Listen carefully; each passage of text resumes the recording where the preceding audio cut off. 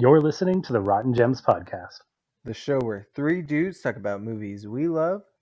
that critics maybe thought should be made better through a secret government experiment. We're talking real spooky stuff, anal stuff. Let's get rotten.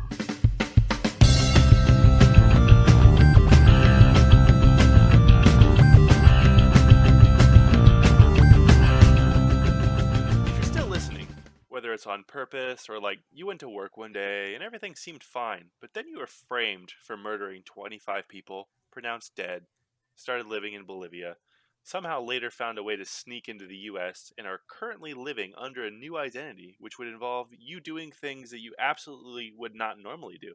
Like, say, listen to three random dudes from Arizona rant about movies and critics. Well, we thank you. And who exactly is we? Well, let me introduce you to my co-hosts. I'm Roke. And I'm Marcus.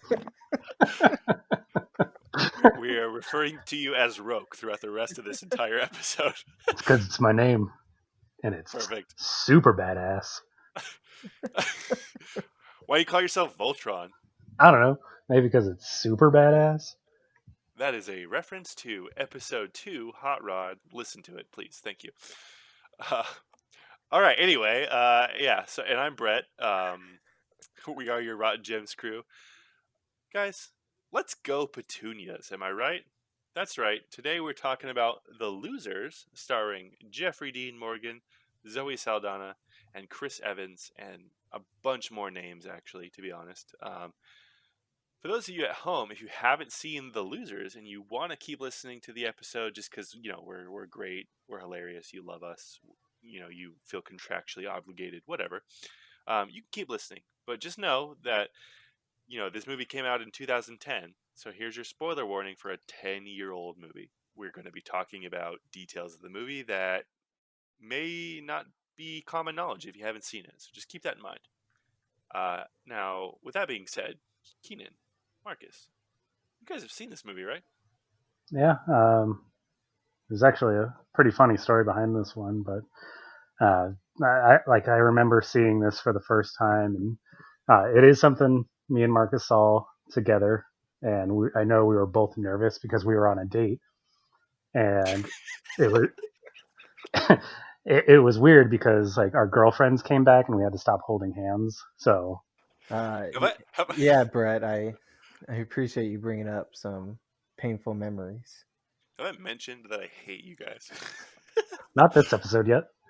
Okay, well, there it is. The obligatory, just letting you know for sure. I should have known. Every week I think you guys aren't going to do this, but then you do. So, Tell the truth? Anyway, did you actually see the movie? Like, I never know if you actually saw it in the theater or not, or if you're just doing a bit. I'll be honest. I don't remember most things I've done. I know I saw this yesterday, so I think Fair. that's good enough. Yeah, we've seen it. We've all seen it. So, for those following at home, here's a quick synopsis of The Losers. On a mission deep in the Bolivian jungle, a team of elite commandos finds itself on the receiving end of a lethal betrayal. Now presumed dead, the men join forces with a mysterious operative named Aisha to hunt down their enemy and even the score. Once again, I feel like that's pretty all-encompassing. Obviously, the movie takes lots of twists and turns, but for an overarching plot, that is everything that really happens. You guys want to add anything to that? no, it's not that deep. It's a pretty shallow movie. It's very true. It is based off a comic, though, like a graphic novel. I actually watched the behind the scenes, and one thing Chris Evans said during the his parts where he was filmed is he's like, it's so easy to do a graphic novel movie because you could just steal all the jokes. They don't have to write a movie like from scratch. So I personally haven't read the comic. I'm assuming you guys haven't either, have you? No. No, I knew it was a comic, but yeah, I never read any of it. And this isn't even all of them. So like I wonder if they had plans to make more of these. But I don't think they will be making more of these because It's been 10 years. one, it's been 10 years and it didn't do too well, guys. Rating wise, this movie scored a 48% on Rotten Tomatoes. It had an audience score of 54% and a 6.3 out of 10 on IMDb. That's 6.3 legless pooches, 6.3 definitely break his fingers nods, or 6.3 stupid questions on stupid question day out of 10. Hold on, there's somebody driving by my house. I heard that. I thought it was your stomach. Yeah, it was like, I was like, geez, dude, eat some food. Hang on, guys, I gotta go take a shit. Live from the bathroom. So, we know what critics rated this movie, but let's talk about the real important people here, us. So, when you guys first watched this, obviously we all liked it. So, what was your rating initially of the movie, and has that changed upon the rewatch here? I would say so. This was one of those movies that I remember liking when I watched it in theaters with Keenan on a date.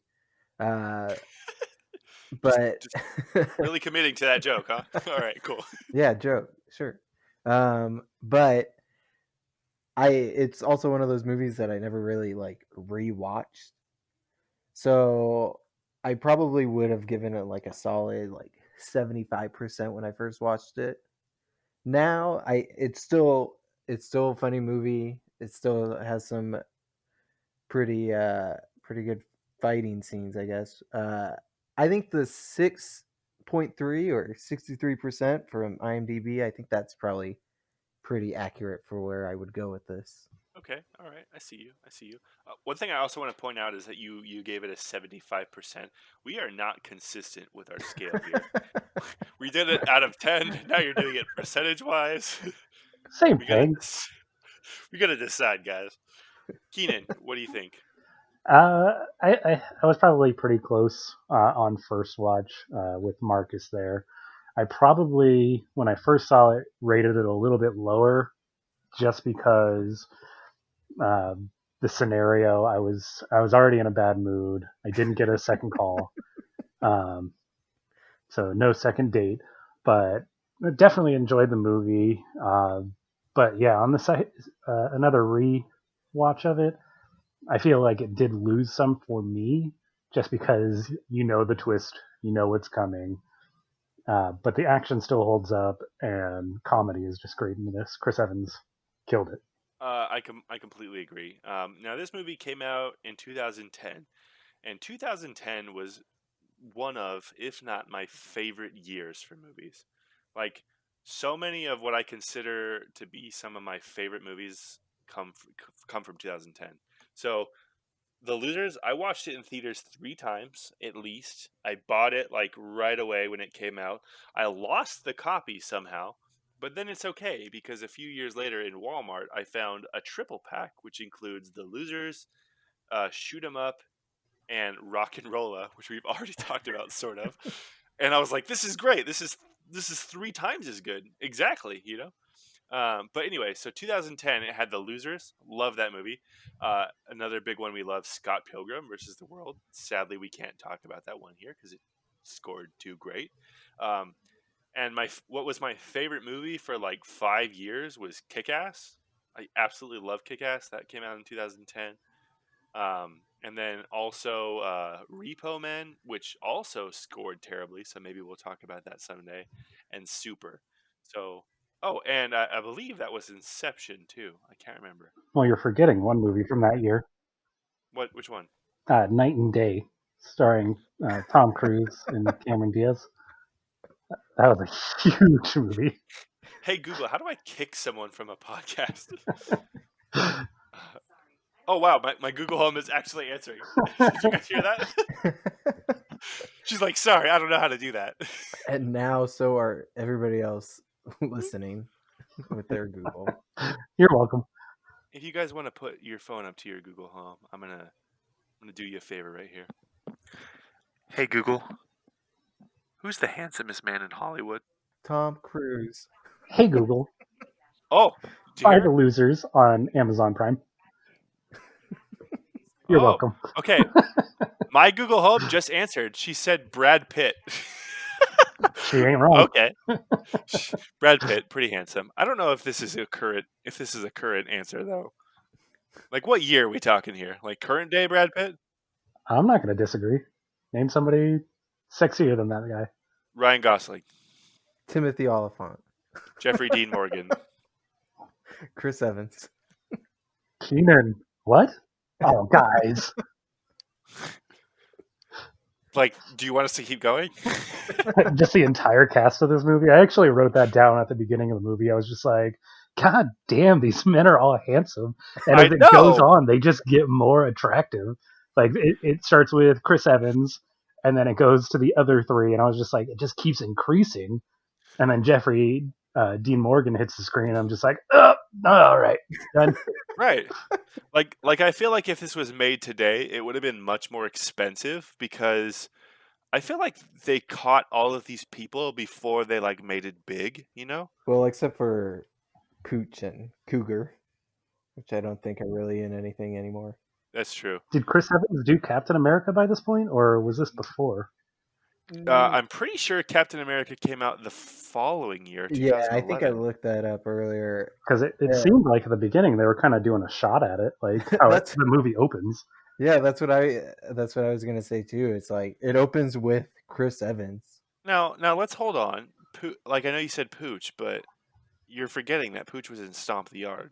So There's that. There's that. But yeah, Jeffrey Dean Morgan, obviously, like he's been in a million things. Like I think for any of our women listeners and my mom, if she listens, please listen, Mom. She definitely knows him from Grey's Anatomy, or the Walking Dead, Mr. Negan, Zoe Saldana, Chris Evans, Idris Elba. That's three people that have all then went on to star in Marvel movies, which is funny because I read that the initial casting of this movie for the main role of Clay, it went to Jeffrey Dean Morgan, but before that it was actually supposed to be Jeremy Renner, and he had to drop out because of scheduling conflicts. He was setting up his app, the Jeremy Renner app. What? Please explain. You don't know about this? I've never heard about this. Please tell me. I think it got shut down just recently, but like it was an app just for his fans, and you had to like pay to be on it. And it was basically Instagram mixed with OnlyFans.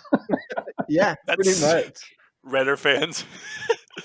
Okay, but like, not trying to be rude or anything, but like, is Jeremy Renner a big enough star to do something like this?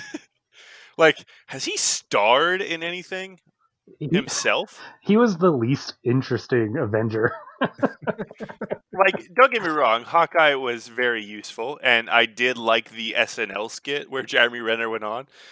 All in all, but like, the only thing I can really recall him starring in afterwards was one of the Bourne movies, and it was like the fourth or fifth Bourne movie. I don't think I watched that one because I didn't either. I think it was like after the prime of the Bourne movies, and it was like clearly they were just trying to get everything they could out of that IP to capitalize off the franchise. Right. That's so funny. Like, how have I never heard of this Renner app? I'm sad that it's gone now because I would download it for sure. I wouldn't pay to be on it, but I would at least see what it's about. I think you have to pay to be on it. I think, correct me if I'm wrong, Marcus, but that was part of the like a requirement. You had to buy like to be gold on stars and stuff like that. And you could only give the stars to Jeremy Renner. How do you guys know so much about this? Did you pay to be a part of the Jeremy Renner fan club? No, but it was Drew. Did Drew do that one? I think it was Drew Gooden and Danny Gonzalez. They both. Oh, they did videos on it? Dang, yeah. I haven't seen those. Go look it up. It's great. I gotta find those. Yeah, I love both of them. And then let them know in the comment section that we sent you. Rotten Gems. Rotten Gems sent you to Danny Gonzalez, Drew Gooden, and although he didn't mention it, also Curtis Connor. That's so funny. I didn't know that. But yes, so refocusing. jumping into the losers. Let's start with that opening scene with the cards there. Now I did want to talk about something here, but I'm very curious if you guys had the same thought. Did you guys have any thoughts on this opening scene? Well, what I wanted to say before was that how it absolutely opens. The first thing you hear is Chris Evans, and he's acting, all serious. But like what Keena was saying, it was like almost a nod to the Captain America casting, because it opens on the like a star from the American flag. It had to be. Like, they had to know that he was cast and it was going to be huge, and they had to jump on that. Because I can't think of another time in that movie where they actually show like an American flag anywhere. I totally thought about that too. Now I don't know like how the time frame of movie works, because this came out in 2010, Captain America came out in 2011, but did he film this one first? Was Captain America first? Because that seems like more of a bigger budget movie. This had to be Did the first. Captain, he's too ripped in Captain America. Yeah, It has to be he's like before. I mean, way he was pretty bigger. buff in this. Am I wrong? Not Well, I as mean, ripped. yeah, Trust me. Trust Steve me. Rogers rip. I have studied that body. Listen, he is more ripped than I would ever hope to be. He definitely was my favorite character in this movie, for sure. That is a thing I noticed, but that wasn't actually what I wanted to talk about. Now, I don't know about you guys. Well, actually, I do know, because we've played games together for years. But I don't know about you guys, but the opening scene of this movie where they're all playing cards and it showed like their name and their job role, it instantly reminded me of Borderlands. Yeah, Anything? that's probably a pretty Yeah. pretty Like good. it showed their name, like they do something funny and it showed their name and their title and like what they did, exactly like Borderlands did. And then I'm like, is this Borderlands? So then I looked up Borderlands, and Borderlands came out, the first one came out in 2009. So they very well could have taken Just the ripped it information off. from Borderlands. Yeah. And then further is Borderlands is known for using music by the band The Heavy. And then in like the scene where they first show up in Bolivia, guess what song plays? A song by The Heavy. The theme song for Borderlands 1 was Cage the elephant. exactly Cage the Elephant. And there wasn't The Heavy song that I know of. The theme song for Borderlands 2 and 3 were both The Heavy songs. So this is where it gets tricky, because did they copy each other, or was this like a sheer coincidence? It's the same guy. it might be. I He don't know. just uses a pseudonym. Just one guy makes Like everyone. one guy is really, really big on The Heavy, and I've seen The Heavy live, and it was an absolutely amazing show. I don't know if I would be as big of a fan of them as I am without playing Borderlands. The guy in charge of the soundtrack was the same person for both movies, and he got sent both projects at the same time, and he actually worked out two different soundtracks, but then the file got corrupted, and he was just like, I'll just use the same one here. Why not? Copy it. Rename The Losers. Send. It must be, right? Yeah, I wanted to go to the part when they're on their first mission after they play that card game. They find all those kids, and they notice that they're gonna get blown up because Max is a douche. And when they go down to rescue Roke, when he's saving all the kids, one of the lines he says is, "All right, who's your papi?" I thought that was a very weird thing to say to a bunch of random kids. Okay. So hold on. I feel like this scene is only weird because of where we are at as a society in 2020. Like, I feel like it wasn't as weird at the time, but I don't know, man. Yeah, I don't know. Can you elaborate? I don't know how often you would hear a grown man tell a bunch okay. of kids. Okay, I'll try to elaborate this as interestingly as I can. I saw a meme the other day, and it was like, due to porn and the media and everything these days, like I'm gonna cringe when I hear my children call me daddy. I'm gonna have them call me bruh or something. Hey, bruh, like where we go to the store or something. And I feel like Poppy is right up there. I don't know. I I think it don't was know, the man. same thing back then. I don't know, man. Listen, Marcus, listen. If I was walking down the street and somebody just randomly called me Poppy, I'd be pretty upset now and back in 2010. now that's fair. Now, but I do want to point out, Keenan, you and me, we are entirely white. All right, Marcus. Marcus is not. Marcus is half Hispanic, right? So if Marcus says it's weird, it's weird. We don't have any objection to that. Well, yeah, I don't. I mean, I don't remember my family ever using the term "poppy," so I don't. I guess I don't have a lot of experience with that, but But also, I'm glad that you don't, because if you did, that would be weird. Now, you did mention Max and how he was a douche. Max himself, throughout the movie, you can see him at different points. Sometimes he's wearing a white glove, sometimes he's wearing a black glove, always on his left hand, and it just depends on the scene. And this is actually a reference to the comics because in the comics, Max is actually two people. They were twins, but in the film, they just went with he had a condensed scar it. on his hand, I was gonna and that's say, you see his hand in one of the scenes, and it's like all all burnt scarred. up, and Yeah. So they definitely ditched a lot of the comic piece there, and I'm curious where this would have gone if it went to a second movie. But I thought that was interesting, like a subtle nod to the comic, and saying like we respect your source material, but we're changing it. I don't know. um, before we leave this scene, one thing I wanted to bring up too was that when they're driving off in that bus after the explosion or during the explosion, did any of you guys notice how bad that explosion looked? Like how dated it was? I didn't I notice that. No. No, I didn't at all. Like I remember again, Jensen was my favorite character in the whole movie. So I'm like, anytime he has screen time, like I'm all for it. When they're like, "How big's the blast radius?" and he showed his little tablet thing, and he's like, "Oh, this big."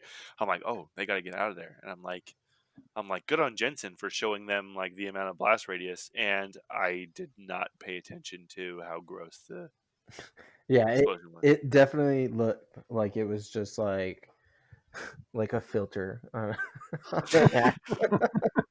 Wait, you mean to tell me a filter? We could have been doing this the whole time. We're gonna make the losers too, right after we finish the 1, 2. I mean, someone's got to. So I probably didn't notice the explosions because I feel like I was really focused on how much the bus was like jumping and flipping like left and right, and none of those kids were like flung through that bus. There's no seatbelts on a bus. Those kids would be bashing against doors and windows. Maybe they were just all packed in there so tight. Sardine can style.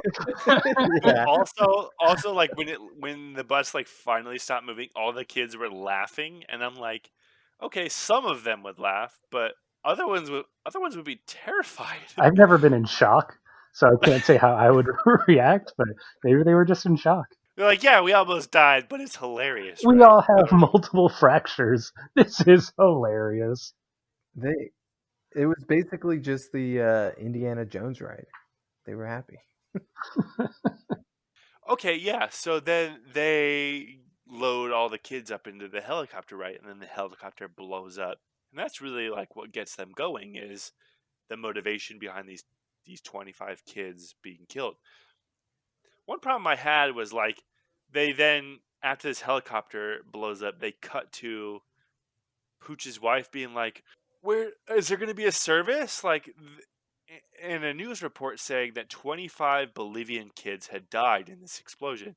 So somehow, whoever was in charge of this managed to identify 25 different Bolivian kids, but obviously they couldn't identify these 5 or 6 mercenaries who died, right? I don't understand how they were all presumed dead when they had a specific amount of Bolivian children who died. Their dog tags were there in one neat little ball. I guess, but the kid, right? Like you know how you wear your dog tags all together. Huddle up, boys. This is the end. Get your necks close together. That's fair. And then later, Zoe Saldana's like, "Oh yeah, I counted the teeth," and I'm like, "Okay, that's fine." But again, the news reported 25 dead Bolivian children. And I don't know that they would do that just based on the number of teeth and how they would identify that they're children, right? Like you can't account for children that have lost some of their teeth. I'm not much of a golf player, but this is a plot hole in one. I noted that too about what she said about the teeth and stuff, and I remember thinking back at that scene with the helicopter, and I was like, how do you know there were no bodies at all in that wreckage? Like, Right. nothing. They got decimated. It was And I know, all metal helicopter parts. of course, and I know that when they saw the helicopter blow up in the air, and they were all like, "Oh no!" And then they went to the wreckage and they found the teddy bear. The teddy bear was like, "Oh wow, these The kids really only died." thing that's survived. Right, and I know that and correct me if I'm wrong, guys, but I'm pretty sure that there's some law that you can't show a kid being in pain in movies in the U.S. I'm not sure if that's true. I feel like I read that somewhere. Like they can't show a kid like being in like fatal pain or something. Like think about any movie where a kid dies. They cut the camera, and I don't know if that's because of a law or if that's just a director's What choice. about what is it? Harry Potter and the Deathly Hallows Part 2. Yeah, that. Wait. Was Cedric Diggory a kid in I say episode 4, like in Star Wars, in movie 4, Goblet of Fire? They showed his dead body, didn't they? Technically, because that's year 4, so you would be 14. 14 to 18, I guess. Now, was that a British movie? I don't know what the laws are, but I know for American movies, I'm pretty sure they can't show a kid in fatal pain. Please let us know, listener, if you have more information on this law or if we're just full of shit here. Yeah, so like they didn't show any of the kids being dismembered, which I'm glad. And they did it tastefully for sure. But the way that they did it made it seem like they only counted the number of teeth. And again, I'm torn here because how are you able? Like I lost my first tooth at 5 years old, so at 6 years old I would have an adult tooth. So how are you able to determine that that is a child's tooth? I don't know. If you cut a tooth open, it has rings like a tree. Keenan, you know all about tooth problems and seeing a dentist, right? No, I've never been. For those of you at home that don't know Keenan personally, Keenan for years had a drill bit stuck in his tooth, and he just went on with his everyday life. I mean, it's still there. So when I say superheroes exist, it's true, and they are Keenan. All right, so let's move forward a little bit to Bolivia. I want to talk about this. I guess we can call it a fight scene. I'm not sure if we should call it a fight scene or a sex scene. Either way, I'm into it 100%. I'm pretty sure this is what sex is. You know, I'm a virgin myself, in all honesty. Totally never had sex, never will, never plan on it. I'm pretty sure this is what sex is, right? You guys have kids. Is this how you did it? So before you have sex, the very first thing you want to do, first of all, stretch. Stretch. Oh, very important. Don't want to pull a hammy. Yeah, of course. But then you take a full-on swing at the person. Yeah, that was ridiculous, right? His full on like right hook across. Like, did you ever think that would connect? Can you name one movie where someone punched like that and it landed successfully? The fight would have been over. Like even Rocky or any of the 6 Rocky movies, not including Rocky Balboa, where punching is a thing that happens often. I've never seen a punch like that. If you're not trying to kill your partner, you're not doing it right. I just want to jump in here and say Rocky Balboa was the 6th Rocky movie. Okay, but I was considering Creed as more because Creed was Well, then amazing. are you not including Creed 2? Creed 2 was amazing. I can't wait for Creed 3 because Michael B. Jordan is amazing. Michael B. Amazing. That's why he put his name with B. Not because he didn't want to be not confused with Michael Jordan, but because he'd be amazing. Holy shit, we cracked the code. He set up all of our puns. Michael be setting up puns. But anyway, the fight scene. Continue, please. Yeah, so that fight scene starts with her pretty much like the whole thing is she wants to offer him a way out of this. And how she does that is by attempting to murder him sexually. Like, to be honest, I don't know about you guys, but I would gladly be sexually murdered by Zoe Saldana any day. Oh, I thought you were going to say Jeffrey Dean Morgan. Also true. Also true. But like, what's hilarious is she's like, "I have a proposition for you, Clay," and then instantly reaches into her pants to where her gun is and cocks it. What business proposition do you have that involves cocking a gun? Murder. That's a good point. I didn't consider that. And all of this is done before like the twist that like the guy at the beginning was like her dad. Fadil, yes. Like she doesn't know anything. Why is she being so aggressive in this moment? Does he have a history of violence? Right. I get. Well, I mean, technically, in the graveyard where he's talking about all these people who wronged him that were his ex-lovers, particularly the one that bombed his car, he does have a history, but she doesn't know it at this point. But I'm just curious, like, she's literally like, "I have a business proposition for you," and cocks her gun. Like, for her to be at that point, what kind of business has she done before? And what is I would. Jeffrey Dean Morgan thinking in this moment when she's just like, I have a business proposition? Ah, shit, it's a hooker. I should have known. Came up to me in the bar and was just like, hey, let's go back to your place. That's Well, 100% prostitute talk. I'm pretty sure that's what he thought at the beginning at the bar. oh, absolutely. Like, I don't know about you guys, but if I'm sitting at a bar just eating a steak and someone comes up to me and is hitting on me, I'm like, first off, where's the hidden cameras? Second of all, what do you want? Is this guy just such a ladies' man that he's like, oh yeah, this is a normal thing that happens? Yeah, I wouldn't know. Morgan. Like, that whole scene was so weird to me. But in 2010, when I first saw this, I'm like, yeah, he's cool. Hell yeah, I want to be just like him. But again, we've talked about growth in this podcast.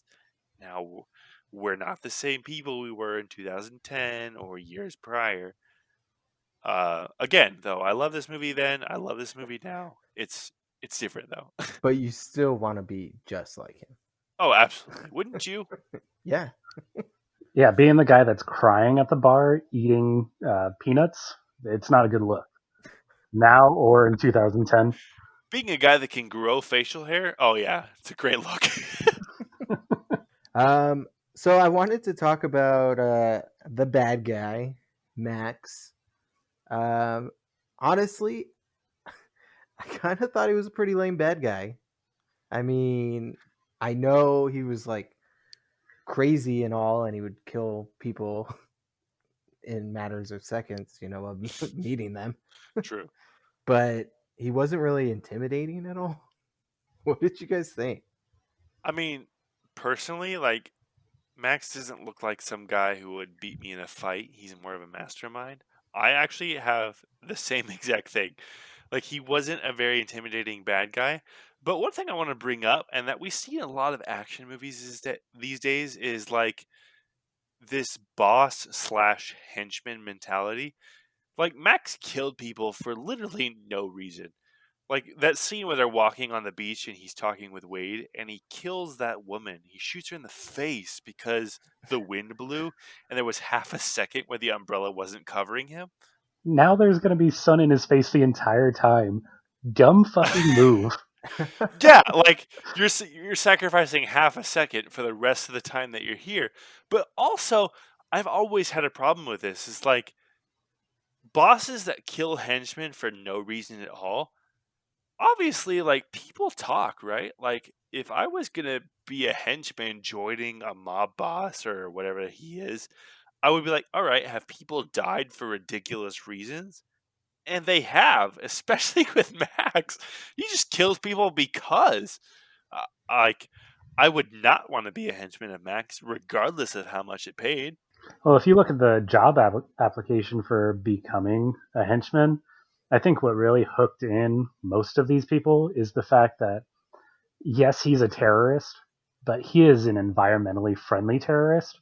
The snook, when that goes off, it leaves no mess behind. You don't have That's very any true. nuclear waste to clean up. This is the future of terrorism. Get with the times. That's true. He was ahead of his time. Yeah, Yes. even terrorists are environmentally conscious. And this was in 2010. Imagine what terrorists are doing these days, to be honest. No footprints at all. But really though, like, can we talk about Wade as a henchman too? Wade has to be the most loyal henchman I've ever seen. Just casually agrees to killing his brother-in-law, I think. Yeah, he's like, get me an 18-man team, and then like the next day he's like, oh yeah, kill them. He's like, okay, I will. Even my own brother-in-law. Like, first of all, how much are you paying this guy? And second of all, like, can I hire this guy as a henchman? Literally, the most loyal henchman I've ever seen in any movie. Can you guys think of any people better than that? Harley Quinn. That's a good true. one. I didn't think of her. Yeah. She was a good henchman. Is she a henchman though? Technically, She's like a sidekick. Now, I guess it depends on which movie we're referring to. Because if we're referring to Suicide Squad, she was a henchman. But if we're referring to Birds of Prey, she was her own boss, I guess. Well, even with like in Suicide Squad, was she really a henchman or was she like a sidekick? She was like the main guy or gal. That's true. If we're going to put this in DC terms, she would have been the Robin to the Joker's Batman. Ooh, good point. It's a stretch, but I think we got there. Except she wasn't beaten to death with a crowbar. Too soon? Also, Max as a villain was interesting. 2010, we're still in supervillain tropes and whatnot. One thing that's funny is like, well, actually not funny. First of all, is that Max was like really racist, like mocking the Indian accents the whole time. Like, it's one thing to be a villain; it's another thing to be a racist villain. I'm like, okay, we get it. You suck. You didn't need to further this by doing a poor Indian accent. Yeah, I wrote that too, and I was just like, the first time I was kind of like, okay, they're just establishing that this guy is a douche and needs to die.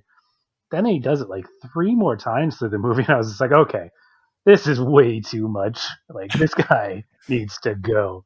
Fucker's got to go. He does it so much. I'm like, oh, okay, that was the one time. Nope. There's a second and a third time. All right, but also, what's funny is like when so he meets up with the people from Dubai first, and he like has the one guy killed accidentally on purpose, whatever you want to call it. Later on, the guys like, oh yeah, we have a different opinion from our late colleague. Those are the people that he's dealing with, and they're like, oh yeah, here's your 4 bombs that you want and a Ducati. And the guy's like, the ordinance is live, and this is the trigger. And then he immediately pushes it. And granted, there was a 10-second timer before it blew up, but there was no mention of this 10-second timer.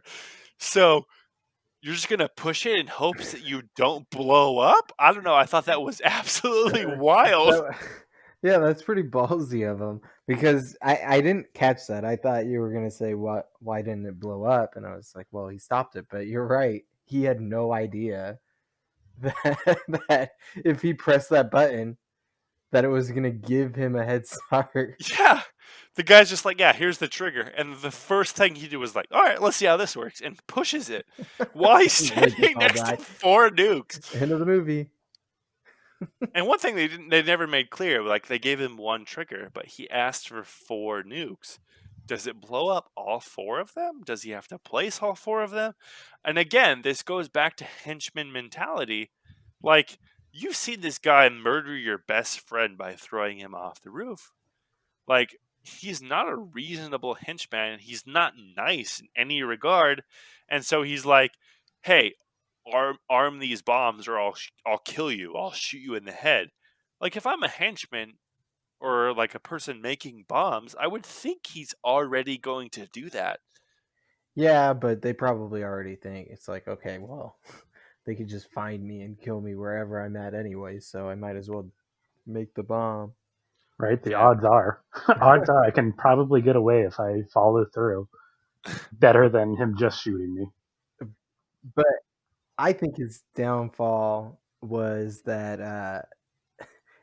that Indian guy got so ballsy after and started to demand more money.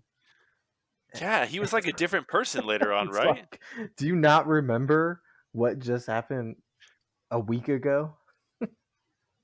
Also, how long does it take to make a bomb like that? Just a week? I feel like it would be more in depth than that.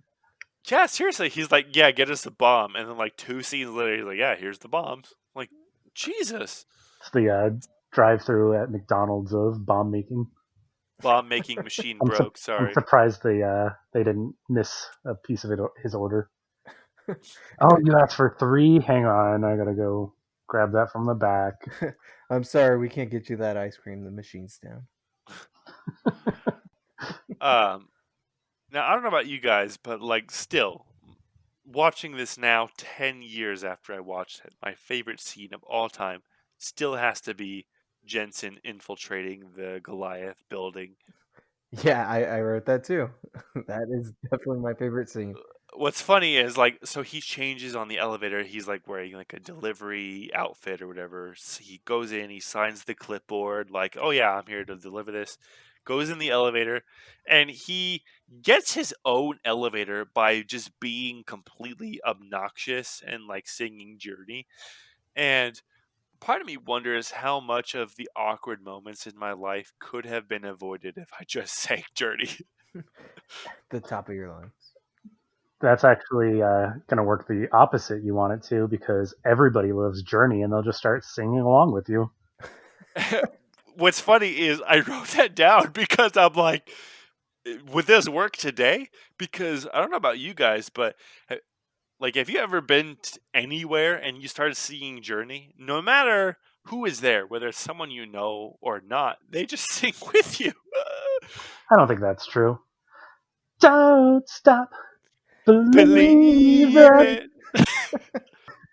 You played yourself. Congratulations. But yeah, I agree. That's the best scene. And you know what's funny is another nod to Captain America. I mean, obviously this was not planned, but when he's waiting for the elevator, and that's when he does that finger gun thing. It reminds me of one of the cooler scenes in Winter Soldier when he's fighting all those guys in the elevator. Not only that, he tells the guards to scare them that he's the subject of a secret government experiment. And is that not exactly what he is in Captain America? They were just trying to cut Captain America off wherever they could. But you can't stop Captain America. I feel like they're like, we need to show in every instance that we had this idea first. We know he's doing Captain America. He's contractually obligated. But let's get in here first and leave our timestamp.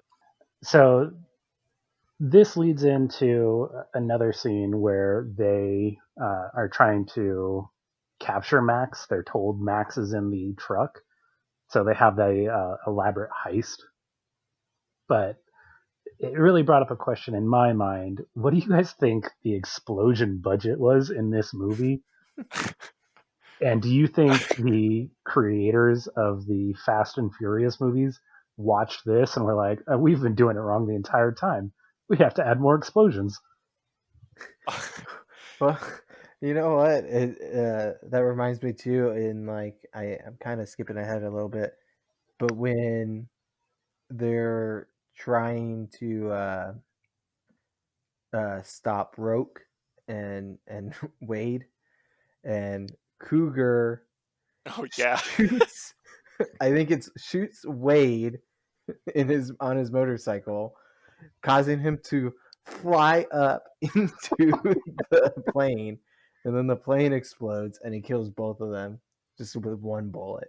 Now, yeah, that scene was ridiculous, but that was a scene from the comics, so they did adapt it from that. Again, it was ridiculous, but them stealing from the source material, like, I feel like it's not as bad. Well, since we're on that scene, though, what I want to bring up, because it bugged me when he said it, they're in the plane and he's talking to the pilot and he goes, run him over. They're in a plane. Can you run somebody over in a plane? Just duck down. You're good. But also, the pilot was like, what? Really? Like, as if this was the craziest thing he was asked to do all day. I didn't know we were terrorists. I am out, sir. Like, you have one eye at this point, and you're holding a knife to my throat. I wasn't going to do this before, but now I will.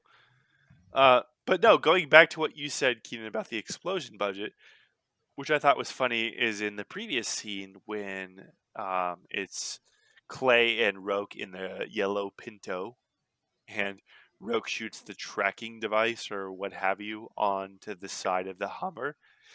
When that blows up, that Hummer goes like, I don't know, 25 feet in the air. And it was from the side of the Hummer. So I'm like, wouldn't that blow sideways? Like, also, what could be loaded into this thing that's the size of a pen that causes this sort of explosion? Also in that scene,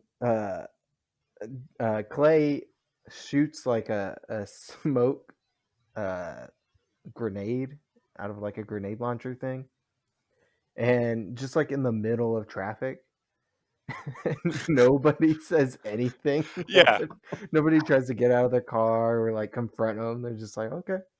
Yeah, and what's even funnier is all of the, like, Wade was there, and he told all the guys, he's like, look out for, like, whoever's doing this, and they're all standing guard, and they're like, yeah, let's get out of this car and shoot a smoke bomb in, and no one sees them, not even the guards on guard at that point.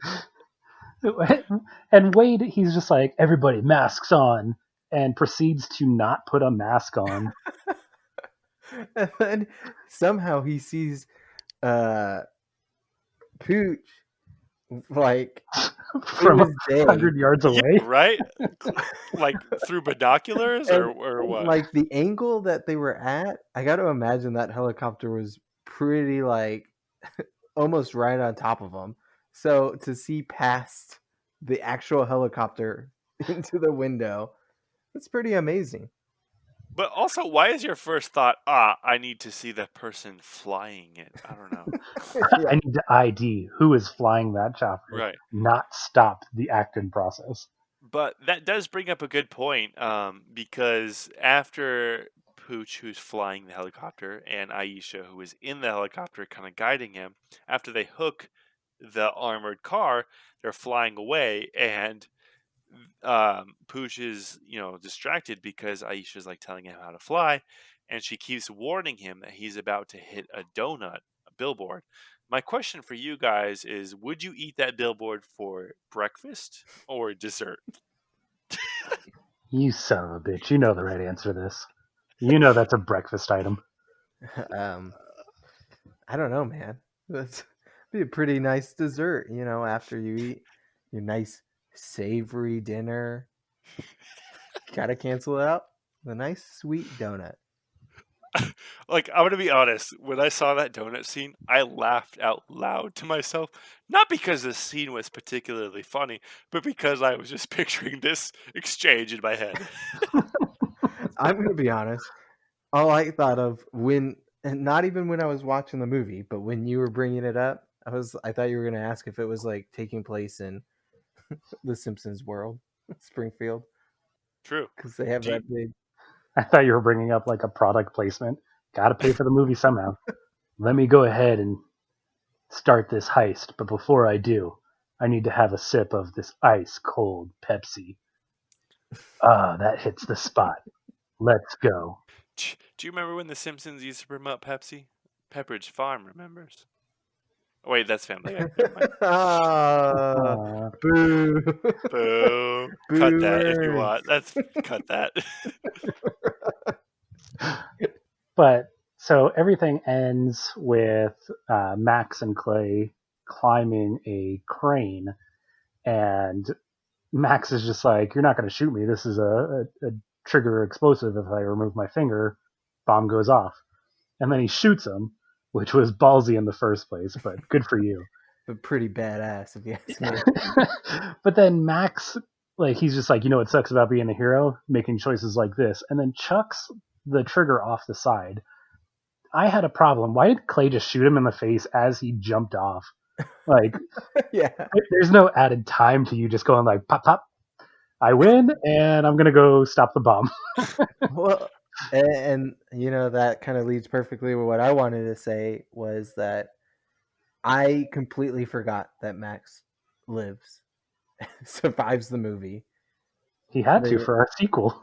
yeah, they were obviously gonna, planning on a second one, but yeah, they never had it, and so it's like, okay, well, the bad guy just lives.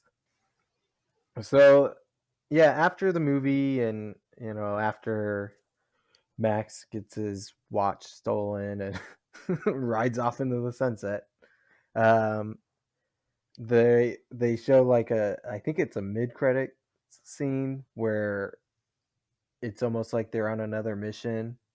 Oh, yeah. They're trying to make it seem like they're on a mission, and it's like Pooch trying to sneak into the hospital because his wife is in labor. And he walks in, and she's like, "Where the hell have you been?" He's just casually like, "Traffic." And she, she just goes with it. But in real life, you got to imagine she'd be like, "You've been gone for months. I thought you were dead, and you're gonna come in here when I'm giving birth to a baby and just say traffic." Get out. But also, like, okay, and this is where I'll need you guys to back me up, but his wife sitting on the hospital bed about to give birth, she looked great, right? Like, not sweating, not crying, not like upset. She was happy to see him. In every instance I've seen / heard of actual live human birth, uh, like the woman is like, "Get away from me! I don't want to see you," and is like, "This is like what they describe as their worst looking day in history." Like, I feel like she had time to do her makeup that day. I won't speak for Marcus here. I'll let him go ahead and speak on it, his own behalf. But uh, the day my wife gave birth was she looked beautiful and the kindest she's ever been in her entire life. Aw, you're safe, Keenan. You can sleep in the bed tonight. Oh yeah, the exact same answer. Aw. You guys are just so sweet. I'm sure your wives looked great. I've met both of them. They're both lovely people. All right, guys. I feel like we've talked about this movie from start to finish, and honestly, I already just want to watch it again. Like, I love this movie. I don't know why critics hated it. Um, it was great then. It's still great now. I'm with you guys. Like, I don't think I like it as much, but my brain 10 years ago wasn't advanced as it is now.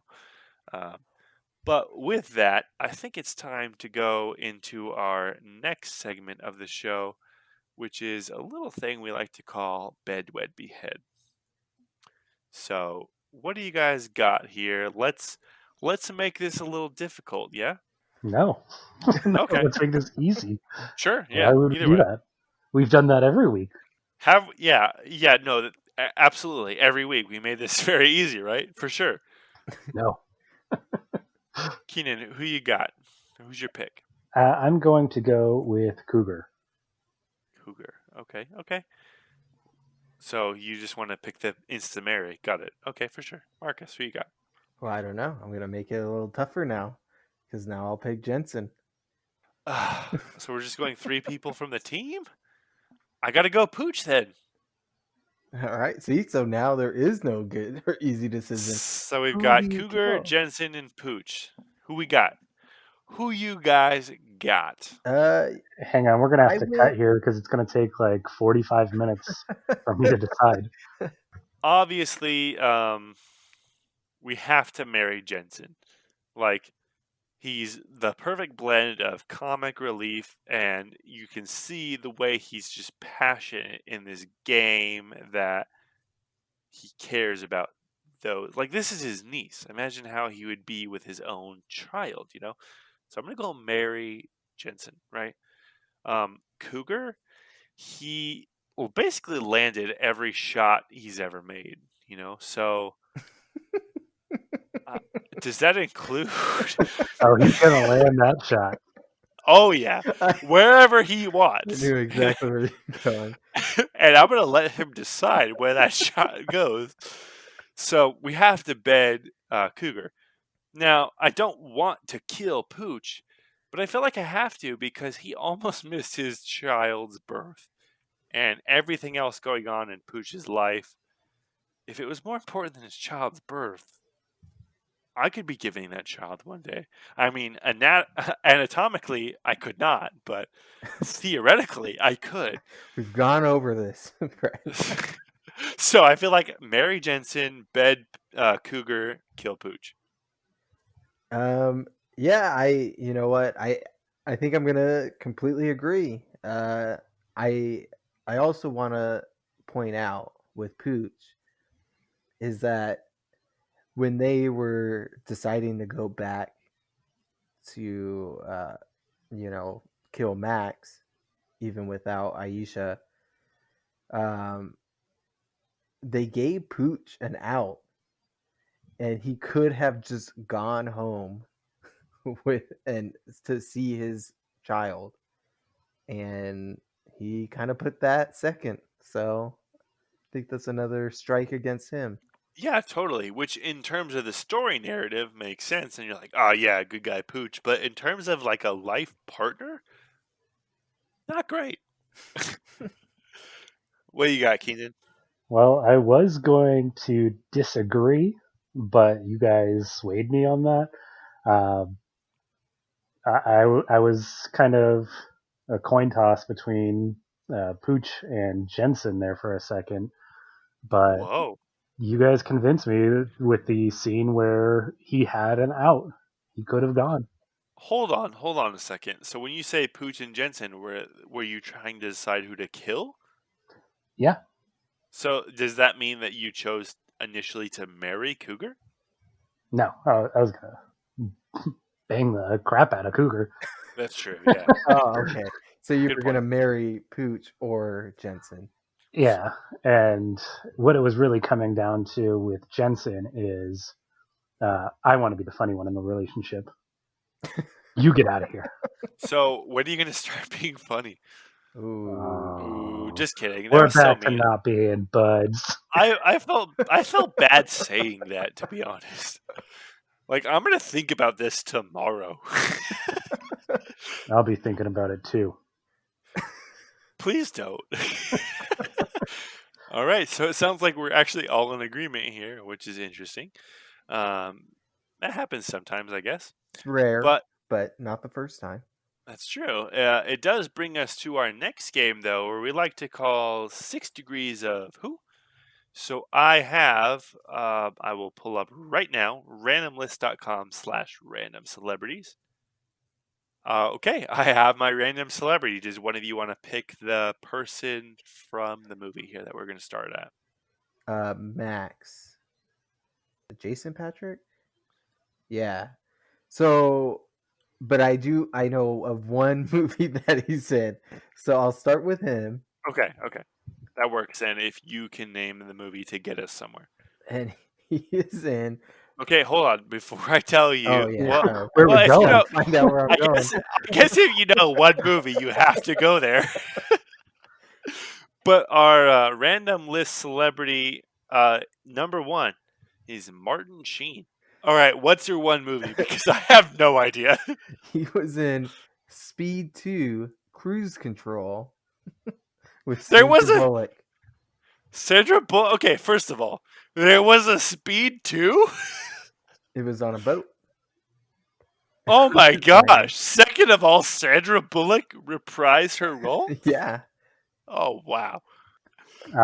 Let's go Sandy Bullock in Gravity with George Clooney for 5 seconds. Ooh, okay. All right. Spoilers. I see you. Okay, George Clooney. That's a good one. Okay. Oh, I already see a way out of this. Okay. George Clooney, I believe, was in The Expendables with Sylvester Stallone. Am I right in that? I don't think so. Am I wrong? All right, hold on. That seems way above George, or way below George Clooney's Maybe. reputation. Okay, hold on. If I'm wrong, I will tell you why I'm wrong. Let's see. I'm gonna look Were up you the thinking cast. of Batman and Robin? No, you're Those gonna are easily laugh. confusable. You're gonna laugh when I tell you what I'm thinking of. Okay, hold on.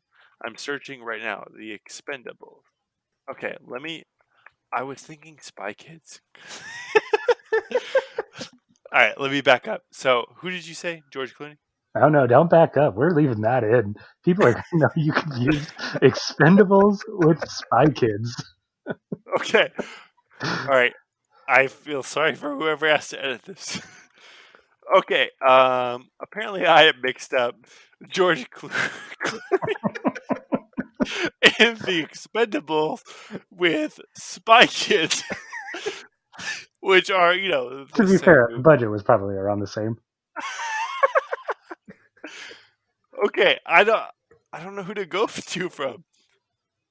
Okay, let's back up a little bit. So we said I'm so lost. Just think of a George Clooney movie and go Okay. from there. George Clooney was in Ocean's 12 with Brad Pitt. Let's go. Okay. Oh, this is awful. All right. Brad Pitt. He was in 7 with, I'll say, Morgan Freeman. Which, by the way, can I ask you guys, what's in the fucking box? What's in the box? Spoiler alert? Do we need to do this? Not if we don't say what's in the box. All right, Morgan Freeman. I know one movie I'm trying to get this to, but let's go with Morgan Freeman was in Wanted with Angelina Jolie. She was in probably, I'm going to say, one of her greatest movies of all time, which was Kung Fu Panda with Jack Black. Jack Black. Dudes. Riga dudes. Do it! Jack Black. Jumanji. The new one, right? Enter the Jungle. Yeah. With Dwayne, the main drain, Vane Johnson. Okay. All right.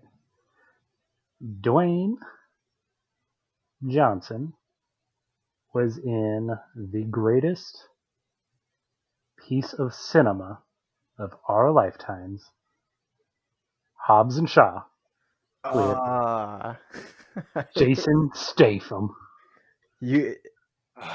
We had it. We had it. So close. I know, we were right there. We're back to freaking, was it Idris Elba in this movie too? Yeah. Okay.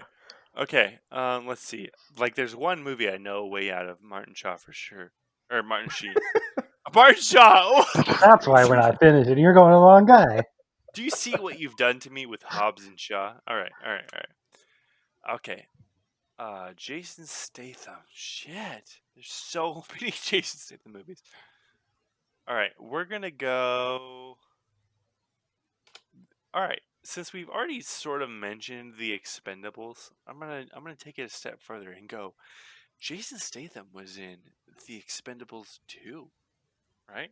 You ready for this? With Bruce Willis.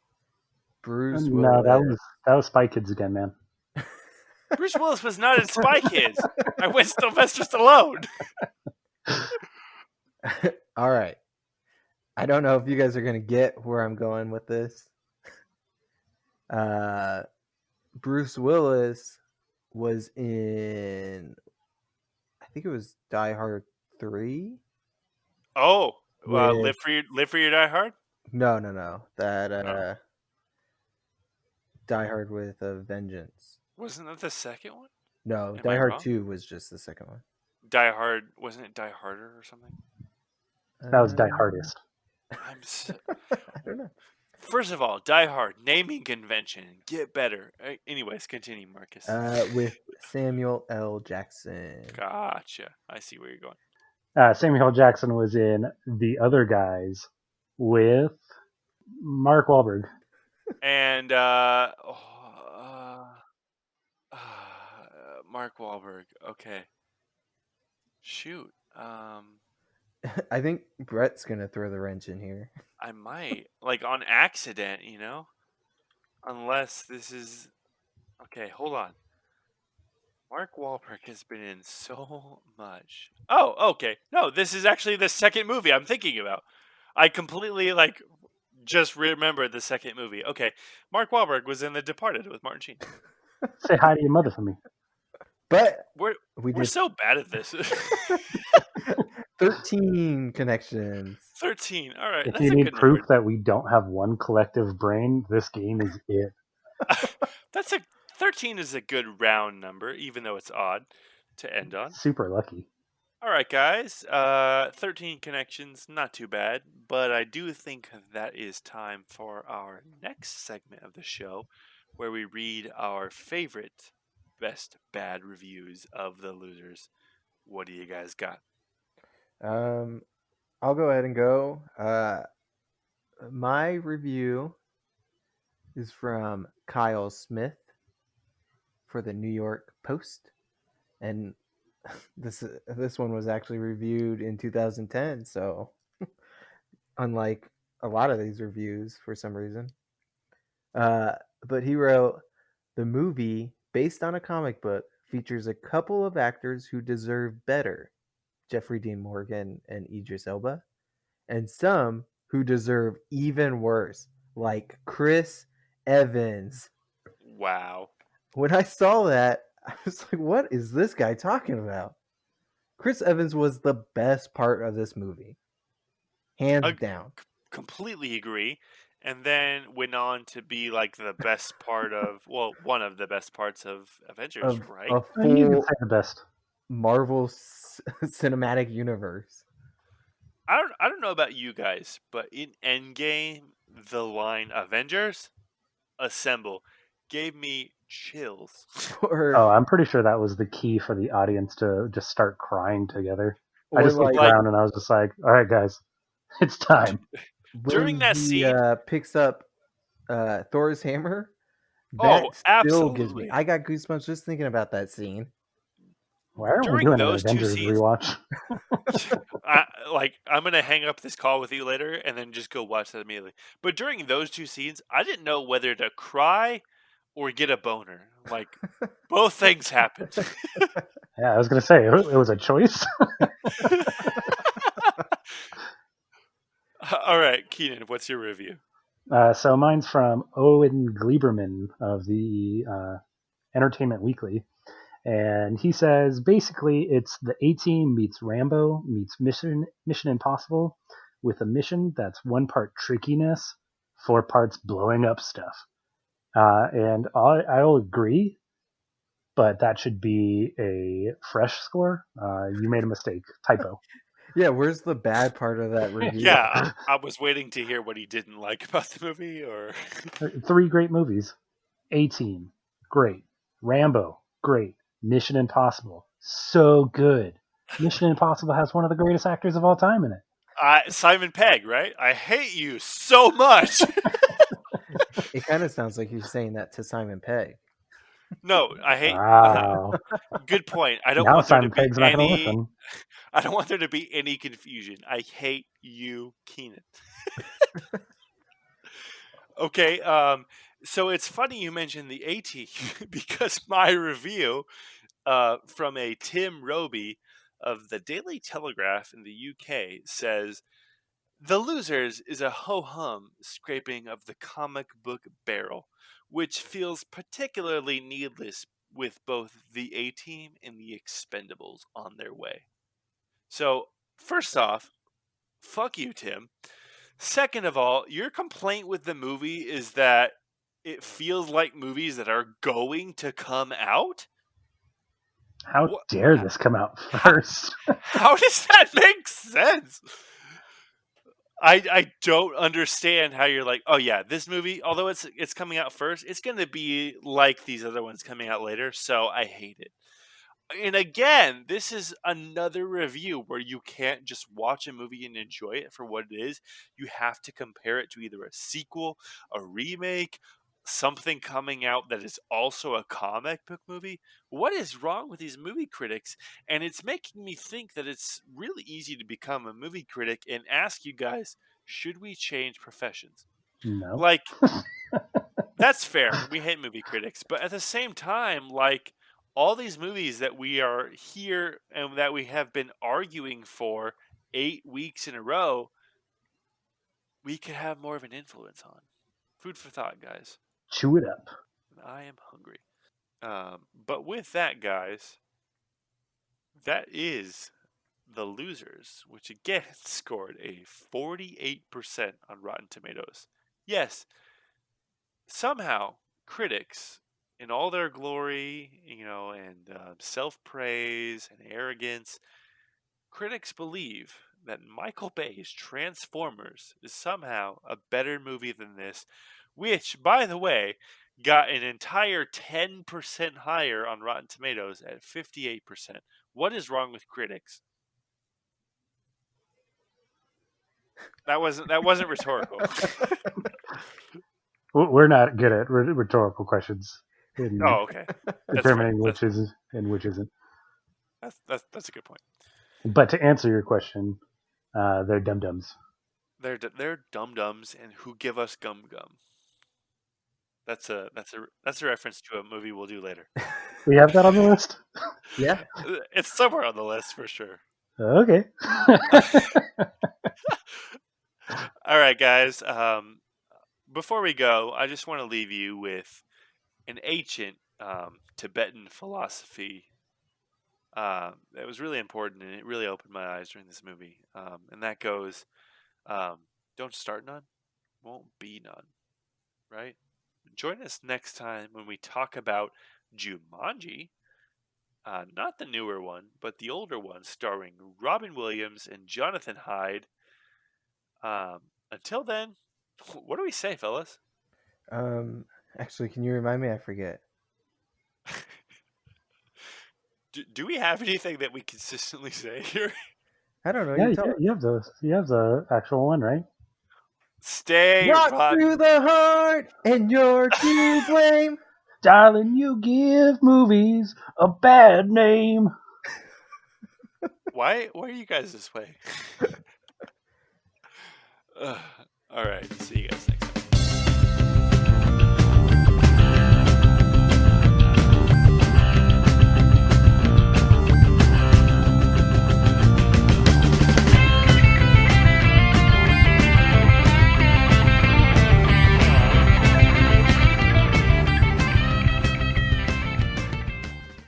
That's right, bitches.